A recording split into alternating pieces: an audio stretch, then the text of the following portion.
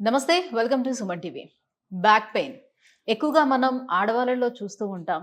Pregnancy టైంలో కావచ్చు, pregnancy అయిపోయిన తర్వాత, అలాగే సి సెక్షన్ అయిపోయిన తర్వాత చాలా విపరీతమైనటువంటి బ్యాక్ పెయిన్‌ని కంప్లెయింట్ చేస్తుంటారు. అలాగే మగవారిలో చూసుకున్నట్లయితే ఎక్కువ సేపు డ్రైవింగ్ చేయడం వల్ల కావచ్చు, లేకపోతే ఎక్కువ సేపు కూర్చొని డెస్క్ జాబులు చేస్తున్న వాళ్ళలోని ఎక్కువగా ఈ బ్యాక్ పెయిన్ కంప్లెయింట్ చెప్తూ ఉంటారు. అయితే ఏ సర్జరీ చేయించుకోవడానికైనా వెనకడుగు వేయరేమో గానీ, స్పైన్ సర్జరీకి వెళ్ళాలి అని అంటే మాత్రం ఒకంత ఆలోచన అయితే చేస్తూ ఉంటారు. ఎందుకంటే తర్వాత సర్జరీ తర్వాత నార్మల్ లైఫ్ మనం లీడ్ చేయగలుగుతామా లేదా? ఎందుకు అనవసరమైన రిస్క్ ఇది అనే ఉద్దేశంతోటి చాలామంది అవాయిడ్ చేస్తూ ఉంటారు. ఆ బ్యాక్ పెయిన్‌ని భరిస్తూ ఎన్నో పెయిన్ కిల్లర్స్ వేస్తూ మళ్ళీ ఇంకొక ఆర్గాన్‌ని దెబ్బయ్యే విధంగా చేసుకుంటూ ఉంటారు. నిజానికి ఇవన్నీ అవసరం లేకుండా బ్యాక్ పెయిన్‌ని తగ్గించే అవకాశం ఎంత వరకు ఉంది పీఆర్పీ ట్రీట్‌మెంట్ తోటి? ఈ విషయాలపై అవగాహన కల్పించేందుకే మనతో పాటు ఉన్నారు డాక్టర్ సుధీర్ దారా గారు, ఈపియాన్ పెయిన్ మేనేజ్మెంట్ జూబ్లీ హిల్స్ నుంచి. Hello sir. హాయ్ అండి. ఇప్పుడు జిమ్‌కెళ్ళే వాళ్ళు హెవీ వెయిట్స్ ఎత్తేటప్పుడు కానివ్వండి, లేదనంటే ఈ బైక్స్ మీద వెళ్ళేటప్పుడు ఈ గుంతల్లో పడి గానివ్వండి, చాలామంది బ్యాక్ పెయిన్ కంప్లెయింట్ చేస్తూ ఉంటే మీకు డిస్క్ ప్రొలాప్స్ అయింది. ప్రొలాప్స్ అయిన డిస్క్‌కైతే ఖచ్చితంగా వేరే ఏ ట్రీట్మెంట్ పనిచేయదు. మనం సర్జరీ చేయాల్సిందే దానికి అని చెప్తూ ఉంటారు. సర్జరీ అవసరం లేకుండా ఇప్పుడు మీరు చెప్పినట్టుగా పీఆర్‌పీ తోటి అది క్యూర్ అవ్వటానికి ఎంతవరకు ఛాన్స్ ఉంటుంది సార్? ఇప్పుడు ముఖ్యంగా మనం మాట్లాడుకునేది ఏంటంటే, మీరు ఏ క్వశ్చన్ అడిగారో నాకు అర్థమైంది. యంగ్స్టర్స్ కెరియర్ బిల్డింగ్ స్టేజ్లో ఉంటారు. అందరూ కూడా 30-35 ఇయర్స్ దాకా ఫ్యామిలీ అయిపోద్ది, పిల్లలు పుట్టేస్తారు. సో వైఫ్ జాబ్లో ఉంటుంది, హస్బెండ్ జాబ్లో ఉంటారు.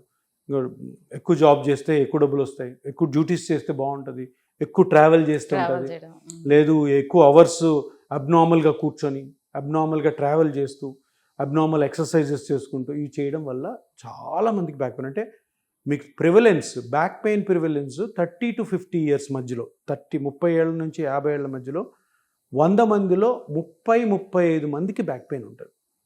అంటే ఎటువంటి బ్యాక్ పెయిన్, ఏదో నార్మల్ మైల్డ్ పెయిన్ కాదు. ఈ బ్యాక్ పెయిన్ తోటి మంత్లో 1-2 రోజులన్నా కూడాను ఆఫీస్కి వెళ్ళకుండా రెస్ట్ తీసుకునే వాళ్ళు కూడా ఉన్నారు. అంత సివియర్ ప్రాబ్లం అంటే ప్రొడక్టివిటీ ఎంత తగ్గిపోతుంది. 2 days ఒక మనిషి జాబ్కి వెళ్ళకపోతే అతని జాబులో శాలరీ కట్ అవుతుంది, ప్లస్ ఆల్సో ఆ కంపెనీకి కూడా లాస్. దీని అంతటికి కారణం ఏంటంటే మన అలవాట్లు అంటే మనము ఓవర్గా వర్క్ చేయడం, అబ్నార్మల్గా వర్క్ చేయడం, అబ్నార్మల్ యాక్టివిటీస్ వల్ల. దీనివల్ల ఏమవుతుందంటే, మీరు ఇంతకుముందు అన్నట్టు డిస్క్ ప్రొలాప్స్ అవ్వచ్చు. కానీ డిస్క్ ప్రొలాప్స్ కంటే ఈ ఏజ్లో ఇంకా చాలా కారణాలు ఉన్నాయి. ఇప్పుడు ఇదంతా స్పైన్, ఇది ఓకే, ఇట్లాగా ఒక మల్టిపుల్ బోన్స్ ఉంటాయి. ఈ బోన్స్ అన్నీ కలిపి స్పైనల్ కార్డ్ చుట్టూ ఉంటాయి. స్పైనల్ కార్డ్ని అవి ప్రొటెక్ట్ చేస్తూ ఉంటాయి. దీని వెనకాల అంటే బ్యాక్ పెయిన్ అంటే ఈ ఏరియాలో చాలా ఒక 5-6 కామనెస్ట్ రీజన్స్ ఉన్నాయి. ఒకటి, మీరు చెప్పినట్టు ఈ డిస్క్ బయటకు వచ్చి ఈ నరాన్ని ఒత్తితే disc prolapse with nerve compression అంటారు. దాన్ని ప్రొలాప్స్ ఇంటర్వర్టిబుల్ డిస్క్ అంటాం. తర్వాత ఈ బోన్కి మధ్యలో చిన్న జాయింట్స్ ఉంటాయి, దాన్ని ఫెసెట్ జాయింట్స్ అంటాం. ఆ జాయింట్ అరిగిపోయిన నొప్పి వస్తుంది. ఈ బోన్కి మధ్యలో లిగమెంట్స్ ఉంటాయి. ఆ లిగమెంట్స్ చిన్న క్రాక్ అయినా కూడా పెయిన్ వస్తుంది. ఈ తల నుంచి తోక వరకు, అంటే ఈ బటక్ వరకు పెద్ద మజిల్స్ ఉంటాయి. ఎరెక్టార్ స్పైనే మజిల్స్ అంటాం, చాలా పెద్ద మజిల్స్. ఆ మజిల్స్ వల్ల రావచ్చు. అంటే ఒక స్పైన్లో అంటే లో బ్యాక్ పెయిన్ కానీ, నెక్ పెయిన్ కానీ, డార్సల్ పెయిన్ కానీ, మిడ్ బ్యాక్ పెయిన్ అంటాం. అక్కడ నొప్పి వచ్చిందంటే కొన్ని వందల కారణాలు ఉంటాయి. కానీ చాలా మటుకు ఈ బ్యాక్ పెయిన్ ఎక్కువ భరిస్తూ కొన్ని రాంగ్గా ట్రీట్మెంట్స్కి కొంతమంది వెళ్తుంటారు, పెద్ద ఆపరేషన్స్కి. రాంగ్గా ట్రీట్మెంట్స్కి ఎందుకు వెళ్తారంటే, ఈ నొప్పి ఎక్కడ వస్తుంది అన్నది కరెక్ట్గా ఐడెంటిఫై చేయనప్పుడు.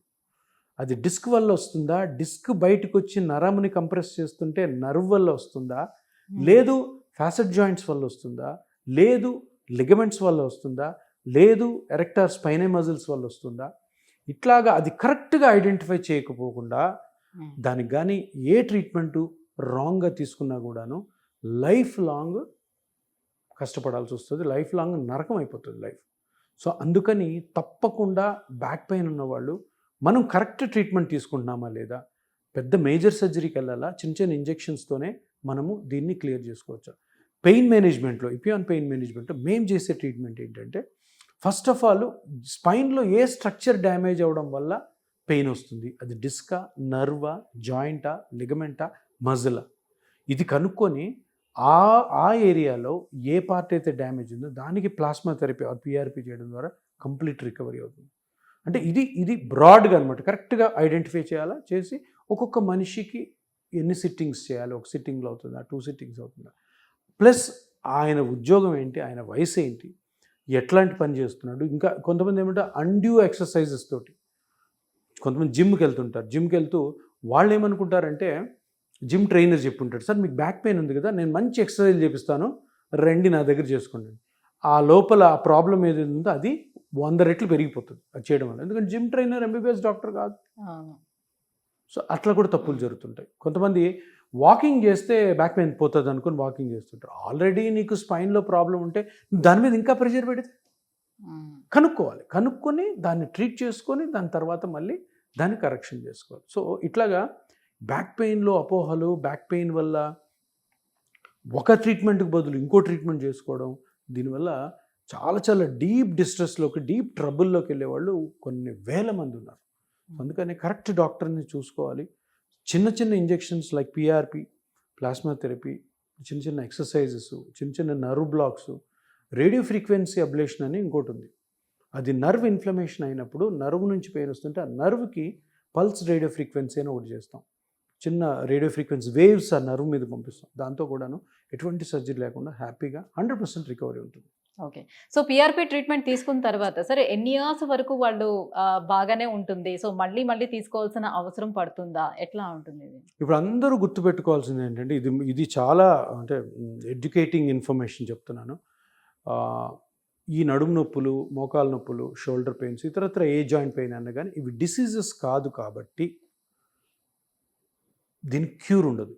జబ్బు ఉంటే క్యూర్, జబ్బే కాదు, దీన్ని మేనేజ్ చేసుకోవాలి. తప్పకుండా ఈ ట్రీట్మెంట్స్ అయిన తర్వాత, ఈ సింపుల్ ట్రీట్మెంట్స్ మీరు అన్నట్టు పిఆర్పి కానీ ప్లాస్మా థెరపీ తర్వాత మెయింటెనెన్స్ అన్నది చాలా ఇంపార్టెంట్. ప్రతిదానికి మెయింటెనెన్స్ అవసరం కదా. మన ఫేషియల్ బ్యూటీ కన్నా మెయింటెనెన్స్, బాడీ కన్నా మెయింటెనెన్స్, మన హెల్త్కి మెయింటెనెన్స్, డయాబెటీస్కి మెయింటెనెన్స్, షుగర్కి, అన్నిటికీ, హైపర్ టెన్షన్ కూడా మెయింటెనెన్సే. సో మెయింటెనెన్స్ లేని ట్రీట్మెంట్ ఏది కూడా సక్సెస్ కాదు. చిన్న చిన్న మెయింటెనెన్స్ అంటే చిన్న చిన్న ఎక్సర్సైజ్లు, ఏ పని చేయాలి, ఏ పని చేయకూడదు, ఏది ఎంత చేయాలి, ఏది ఎంత చేయకూడదు, ఇవన్నీ కూడా ఫాలో అయినప్పుడు ఇది లాంగ్ లాస్టింగ్గా ఉంటుంది. ఆ ఎడ్యుకేషన్ని మేము ఇపియాన్లో ప్రతి పేషెంట్కి కూడా చెప్తాం. నీకు ఈ ప్రాబ్లం ఉంది, నీకు ఈ ప్రాబ్లం దీనివల్ల వచ్చింది, దీన్ని నేను ఇలాగ ప్లాస్మా థెరపీతో క్లియర్ చేస్తున్నాను, బట్ నువ్వు నేను చెప్పిన మాట వినాలి. సో నువ్వు అంటే వినడం కూడా కాదు, నా చెప్పిన మాట అర్థం చేసుకోవాలి. అర్థం చేసుకొని ఇలా చేసుకో, ఇలా చేసుకో, ఇలా చేసుకో. సో అలా మెయింటైన్ చేసుకున్నప్పుడు ఏ ఆపరేషన్స్కి వెళ్ళాల్సిన అవసరం లేదు, ఏ నొప్పితో బాధపడాల్సిన అవసరం లేదు, ఏ ట్యాబ్లెట్లు తీసుకొని మన లివర్, కిడ్నీలు చెడిపించుకోవాల్సిన అవసరం అస్సలు లేదు. ఓకే. సో నడుము నొప్పితో బాధపడుతూ మీ దగ్గరకు వచ్చే వాళ్ళకి ఫస్ట్ ఆఫ్ ఆల్ ఎటువంటి టెస్టులు చేయిస్తారు? సో డయాగ్నోసిస్ ఏం జరుగుతూ ఉంటుంది? తర్వాత ట్రీట్మెంట్ ప్రొసీజర్ ఏం చేస్తారు? ఫస్ట్ ఆఫ్ ఆల్ మనం ఇంతకుముందు మాట్లాడుకున్నాం కదా, జిమ్, ట్రెక్కింగ్లు, సైక్లింగ్లు, స్విమ్మింగ్లు, అన్నెసరీ వాకింగ్, అన్నెసరీ జాగింగ్, ఇవన్నీ కూడాను ఎవరు ఏ వయస్సులో ఎంత చేయాలో అది తెలుసుకోవాలి సైంటిఫిక్గా. ఇష్టం వచ్చినట్టు మనము ఎవరో మన పక్కింటి వాళ్ళు చెప్పారు, మన ఫ్రెండ్స్ చెప్పారని చెప్పి జిమ్కి వెళ్ళడం, వాడెవరు వికారాబాద్కి వెళ్ళి కొండలు ఎక్కుతుంటారు ట్రెక్కింగ్ అని, ఇవన్నీ ఎవరు వెస్ట్రన్ కంట్రీస్లో చేసేవాళ్ళు మనం కాపీ కొడుతున్నాం. సైక్లింగ్, ఇవన్నీ చేయడం ద్వారా ఒకటేంటంటే మేమంతా బిజీ అయిపోతాం. ఎందుకంటే మాకు పేషెంట్లు కుప్పలు వీళ్ళ వల్ల. సో ఇప్పుడు ఇంతమంది బయట తిరుగుతున్నారంటే సైకిల్ వేసుకొని శనివారం 40 కిలోమీటర్స్ సైకిల్ తొక్కుని వెళ్ళొస్తారు. సో టక్కని పట్టుకుంటుంది. అది 45 years 40 yearsలో స్టార్ట్ చేస్తుంది అది ఫ్రెష్గా. బాడీ అంత తట్టుకోదు కదా. వీళ్ళందరికీ ఒకటే, ఫస్ట్ ప్రివెన్షన్ అనేది చాలా ఇంపార్టెంట్. మీరు అందరూ తెలుసుకోవాల్సింది ఏంటంటే, మీకు ఎక్సర్సైజ్ చేయాలని ఉంది, ఒక డాక్టర్ గారిని కలిసి సార్ నేను చేయాలనుంది, ఎంత ఎక్సర్సైజ్ చేయొచ్చు, జిమ్ ట్రైనర్స్ని వీళ్ళని అడగండి. ఎందుకంటే వాళ్ళు డాక్టర్స్ కాదు కాబట్టి వాళ్ళకి తెలిసి చెప్తారు. పాపం వాళ్ళు మీకేం చెడ్డ చేయాలని చెప్పారు, వద్దు ఒక ఎంబీబీఎస్ డాక్టర్ను లేదంటే ఇటువంటి డీల్ చేసే వాళ్ళ డాక్టర్ని అడిగి తెలుసుకోండి.